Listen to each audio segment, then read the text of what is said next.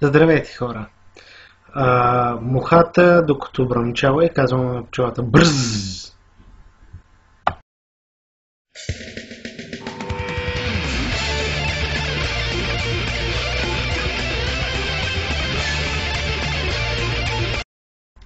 Здравейте, хора! Днес ще направя един таг. Тагна ме Петър Петров. Така че тага се казва "Опознай ме". 25 въпроса мисля, че бяха. Само да погледна. Ами да, при мен са 25 въпроса. Така че да започваме.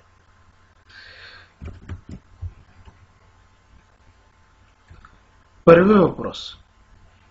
Имаш ли домашен любимец? Имах куче, то беше на село, но за жалост почина. Беше немска овчарка и се казваше Аксел. Да. Но искам, да, може би. Златна рибка, защото се гледа най-лесно. А може и да изпълнява желания, знаете ли? Втори въпрос. Наименувай 3 неща, които са близо до теб. Добре. Лаптоп, от който чета въпросите и снимам. Чаша за кафе. И какво още? Чакайте да видя нещо по-интересно. И слънчеви очила. Да. Трети въпрос. Какво е времето сега? Слънчево. Или както Флапа Бум би казал, любка се пуката, печета не спира. Пардон, извинете, въпросите са 23, не са 25. Четвърти въпрос. Шофираш ли? Ако... Не. Четвърти въпрос. Катастрофирал ли си някога? Не, нямам кола, нямам шофьорска книжка, не съм катастрофирал. Пети въпрос. В колко часа се събуди тази сутрин? Тази сутрин не съм ставал, защото просто с нощи не съм си лягал. Така че вчера се събудих в 9 часа.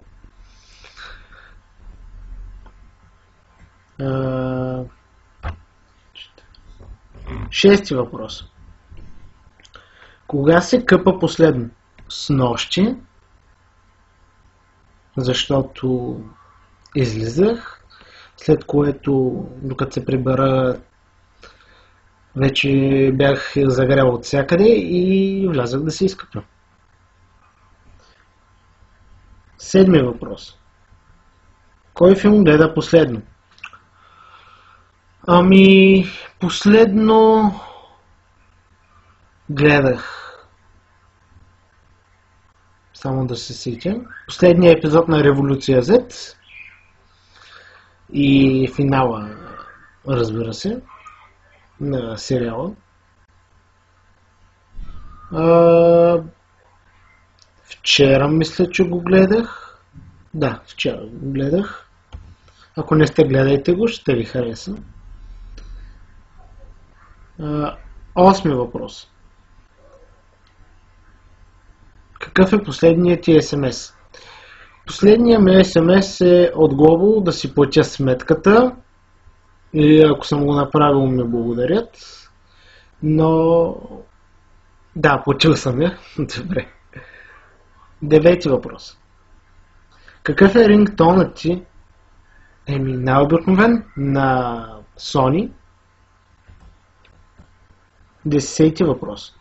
Бил ли си в друга държава? Да, бил съм в друга държава. Ходил съм в Турция. Ходил съм в Гърция. Ходил съм в Румъния. Ходил съм в Македония. И ми се иска да отида и в Япония, но за там то все още е само като идея. 11 въпрос. Обичаш ли суши? Да, обичам суши, но не онова със суровата риба, и другото, което е вегетарианското, защото просто не съм ял досега със сурова риба и си мисля, че няма да ми хареса. В принцип аз много риба не обичам, така че... Но пък това е идея. Другия път, като отида на ресторант, да си поръчам суши с риба. Сурова риба. 12 въпрос. Откъде пазаруваш? 12 въпрос. Откъде пазаруваш? Пазарувам от СБА, от Kaufland и от магазина до нас, който е там. Не е там вкъщи, но да, разбрахте ми идеята. 13 въпрос. Взимал ли си приспивателни? Не, аз приспивателни не съм взимал, защото съм нямал проблеми с заспиването и не знам за един приятел, който като беби са го тъпчили с приспивателни, защото да спия да не реве. Той даже не ми е приятел, но познат да. 14 въпрос. Колко братя или сестри имаш? Нямам братя или сестри, но имам братовчетка.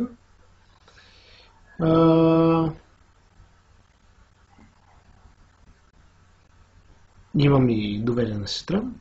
Да, всъщност имам. Една. 17 въпрос. 15 въпрос. Съжалявам. Имаш ли настолен компютър или лаптоп? Да, имам лаптоп, от него снимам и чета въпросите. 16 въпрос.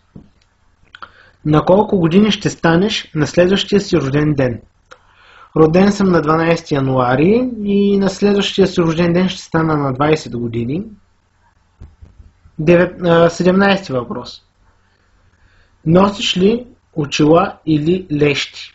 Не нося лещи или очила, нито едно от двете, но може би ще си купувам очила с компютърна защита, но все още мисля върху това. 18 въпрос. Боядисвал ли си косата? Не. 19 въпрос. Кажи нещо, което плануваш да направиш днес. Което планувам? Ами да заснема видеото, да го обработя, да го кача, след което да спа, защото вече усещам как ми се спи. 20 въпрос. Кога плака за последен път? Не знам. Преди 17-18 години. Не си спомням точно. Да, аз по принцип не плача, така че. 21 въпрос. Хамбургер или чизбургер? Ами, обичам и двете, но ще кажа чизбургер, защото повече ми харесва. 22 въпрос. Какъв цвят са очите ти? Ами, кафеви. 25 въпрос. Усещаш ли разлика между пепси и кола? Ами да, има разлика. Колата не е толкова сладка.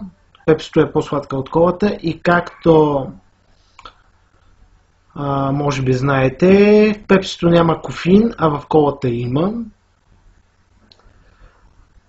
Но предпочитам кола, но и двете ми харесват. Да, това е от мене. Трябва сега да тагна 3 влогари да направят клипчето. Всъщност тагвам всеки, който гледа този клип, да направи да направи предизвикателството. Но трябва да тагна все пак хора, защото това е так. Тагвам Йоана Упенова. Или извинявам се, Йоана Упенова. Тагвам Ана Кво и Емил Конрад да направят този таг. Благодаря на Flapabloom, че ме рекламира и ще и рекламирам Петър Петров. Ако не сте го гледали, има клипове, гледайте ги. Описанията на влезте в страницата ми, харесайте в фен страницата ми, ще има линк долу в описанието. Ако ви е харесал клипа, абонирайте се за мен, ако искате още подобни клипове. Коментирайте, споделяйте, харесвайте. Това от мен за сега и до скоро. Чао, хора! Ако искате клипове, давайте идеи. Гответе се за първи епизод на Истината или ме предизвикваш.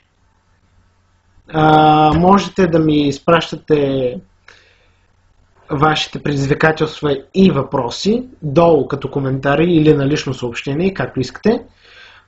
Не обещавам, че ще ги направя всичките, но повечето е възможно да ги направя. Дори ще се опитам да направя всички, но не обещавам. Така, това от мен за сега и вие си знаете.